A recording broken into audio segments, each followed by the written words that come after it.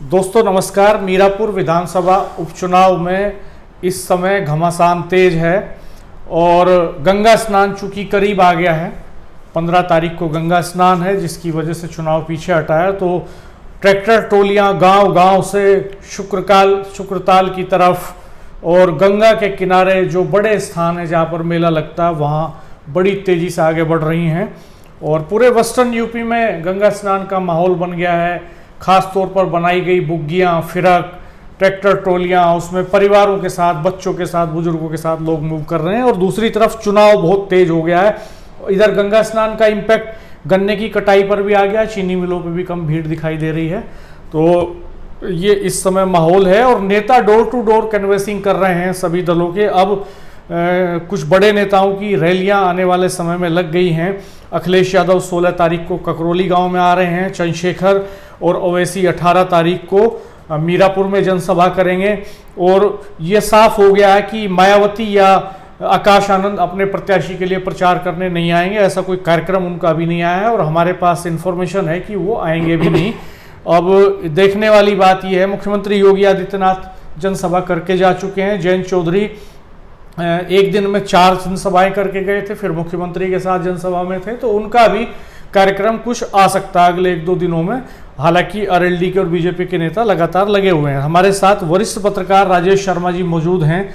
हम आज इस वीडियो में चर्चा करने वाले हैं कि इस प्रचार की जो रणनीति है उसमें नेता अलग अलग तरह से अपने अपने एजेंडे को इस्तेमाल कर रहे हैं और उनके बातचीत की जो शैली है वो किस तरह से एड्रेस कर रहे हैं, लोगों को किस तरह से इन्फ्लुएंस करने की कोशिश कर रहे हैं, इस पर बात करेंगे। और खास तौर पर इकरा हसन के बारे में बात करेंगे, जिन्हों की इकरा किस तरह से बात कर रही हैं, सिंबुल राणा कैसे बात कर रही हैं जो सपा की प्रत्याशी हैं, मिथिलेश पाल कैसे बात कर रही हैं, या चंद्रशेखर आजाद अपने प्रत्याशी हसन के लिए कैसे बात कर रहे हैं, या ओवैसी तो अभी आए नहीं है लेकिन उनके प्रत्याशी अरशद राणा किस तरह की बातें कर रहे हैं, इन पर हम फोकस करने की कोशिश करेंगे।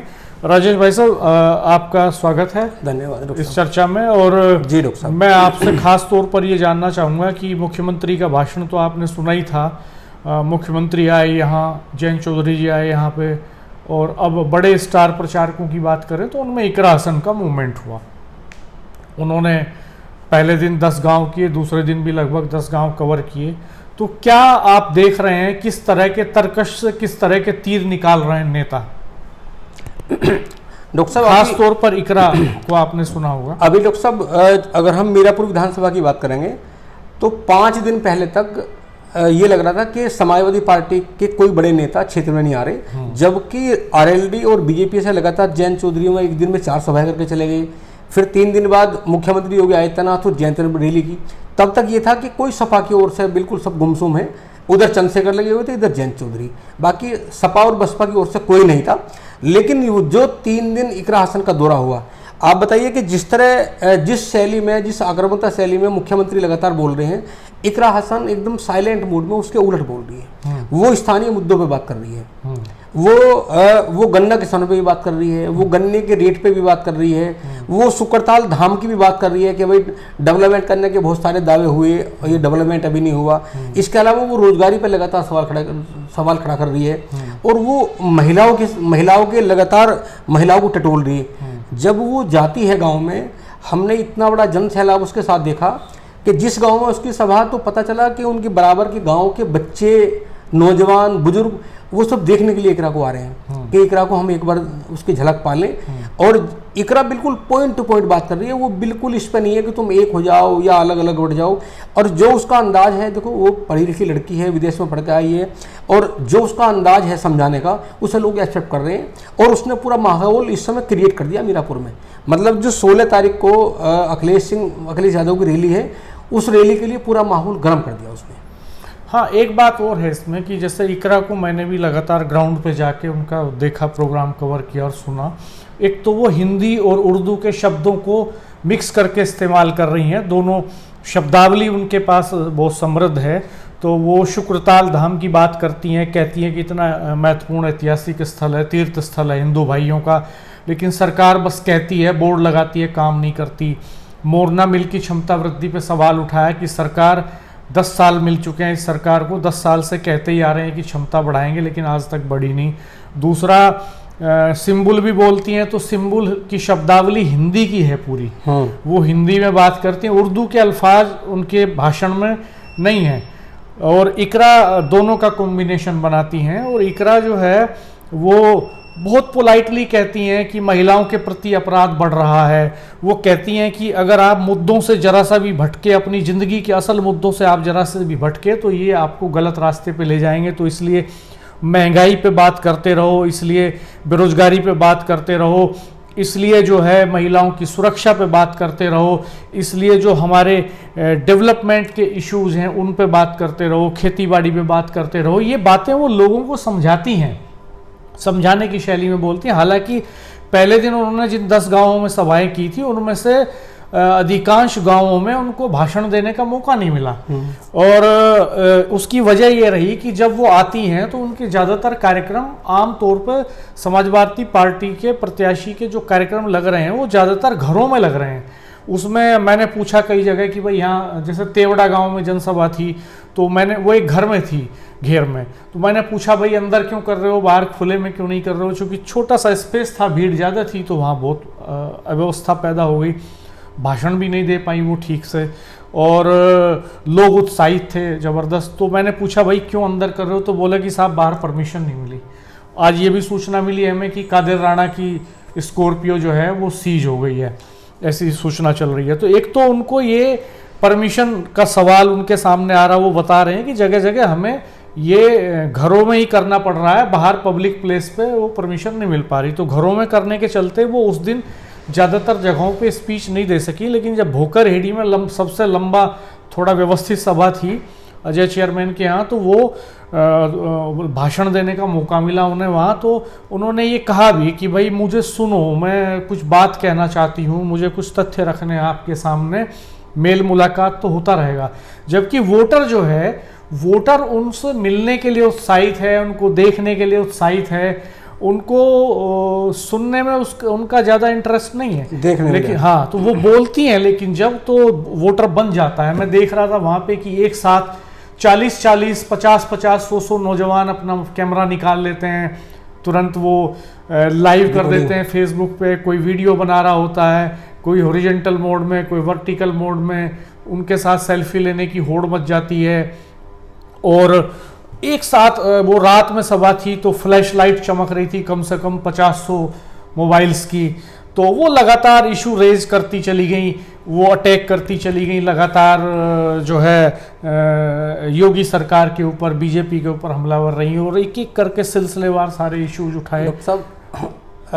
वो ये भी कहती रही हर जगह कि ककरौली में हमारे राष्ट्रीय अध्यक्ष आ रहे हैं तो आपको सभा में भी आना है। तो एक तरह से अखिलेश यादव की जनसभा के लिए गैदरिंग करने के स्ट्रेटेजी के तौर पे देखा जा रहा है उनके दौरे को।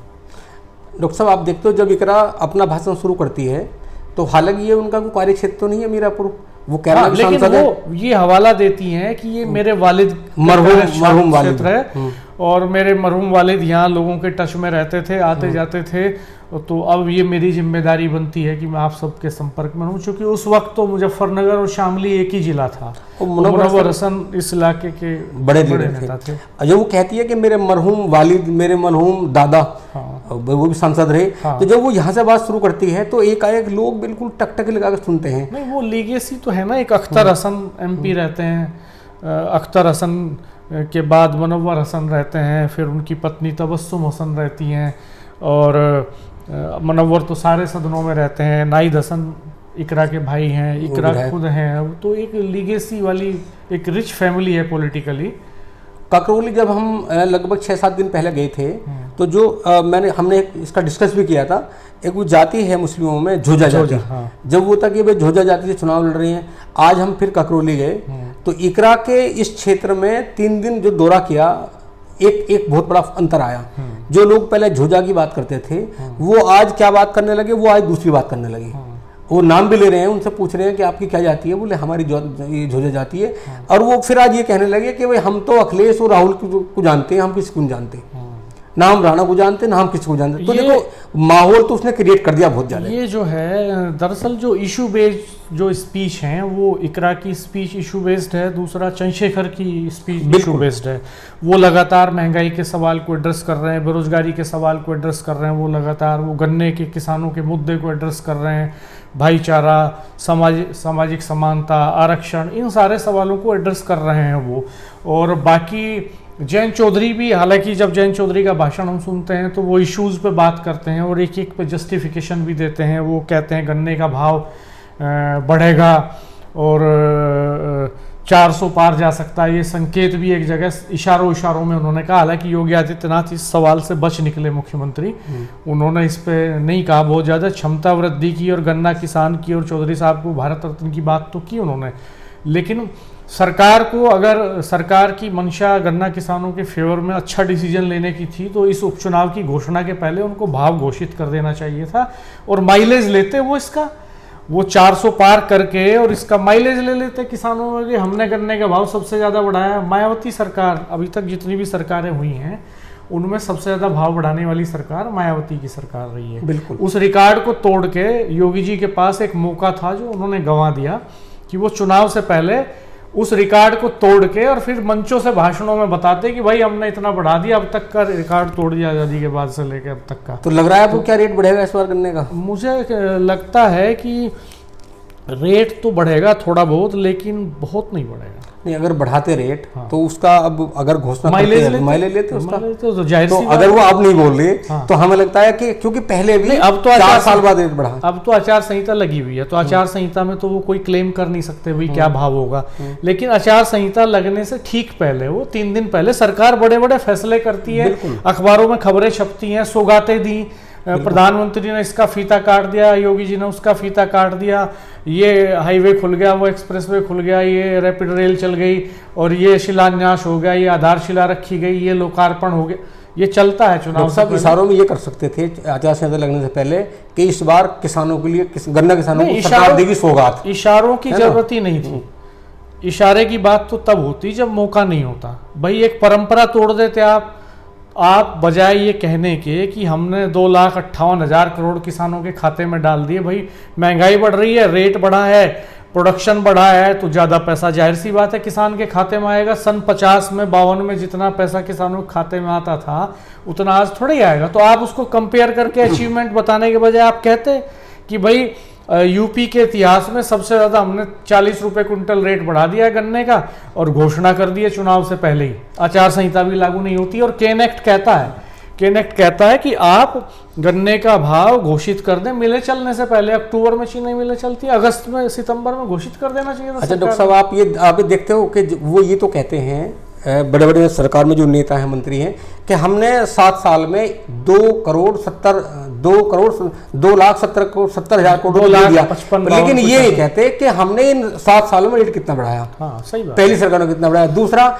वो कभी महंगाई की उससे हमेशा बचते हैं। खैर कभी नहीं बोलते। ये इश्यूज का है, हम थोड़ा विषयांतर हो गया, हम इशू पे चले गए। लेकिन हम लोग बात कर रहे थे कि नेताओं के भाषणों के कंटेंट किस तरह के हैं। तो शुरू में विक्रम सैनी और संजीव बालियान के जिस तरह के भाषण आ रहे थे तो वो तो अब साइलेंट हो गए हैं, वैसे भाषण नहीं आ रहे हैं। संजीव बालियान का उस तरह का कोई रिएक्शन भी नहीं आया, बहुत फुटफॉल भी नहीं दिखा, विक्रम सैनी भी नहीं दिख रहे हैं। तो ये एक बदलाव आया है और अब चुनाव धीरे धीरे बहुत गर्माहट की तरफ बढ़ गया। अगले 2-3 दिन में पेस सेट हो जाएगा और मुझे लगता है कि 16 को जब यहाँ ओवैसी और चंद्रशेखर की जनसभा हो चुकी होगी, अखिलेश यादव की जनसभा 16 को हो चुकी होगी और 18 को चंद्रशेखर और ओवैसी की हो चुकी होगी। अच्छा डॉक्टर साहब, एक सवाल है आपसे कि इसके पीछे की क्या वजह है? 18 तारीख को चूंकि शाम को 5 बजे प्रचार बंद हो जाएगा और ओवैसी और चंद्रशेखर आजाद दोनों ने एक ही दिन अपनी रैली रखी है और रैली का जो स्थल है वो भी बहुत ज़्यादा, वो भी एक ही है, डिस्टेंस ज़्यादा नहीं है। नहीं तो उसमें मुझे लगता है कि चुनाव प्रचार का आखिरी दिन है, 5 बजे चुनाव प्रचार खत्म हो जाएगा, 18 की शाम को बंद हो जाएगा। तो मुझे लगता है आखिरी वक्त में पूरी ताकत झोंक देना चाहते हैं नेता।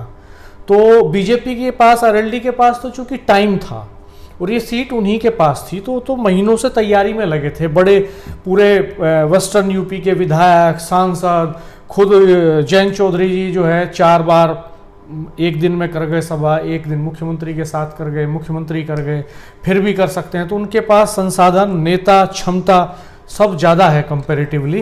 तो उन्होंने पहले पूरा फोर्स लगा दिया, एफर्ट लगा दिया। अब तो वो डोर टू डोर जा रहे हैं, क्या गांव-गांव जा रहे हैं। आपको लगता है ऐसा जयंत चौधरी रैली करके चले गए, 4 सभाएं करके चले गए, 16 को अखिलेश आ रहे हैं, क्या इस बीच में कोई सभा है ऐसी? मुझे लगता है कि 16 की अखिलेश की सभा के बाद निश्चित तौर पे जयंत चौधरी इधर आएंगे।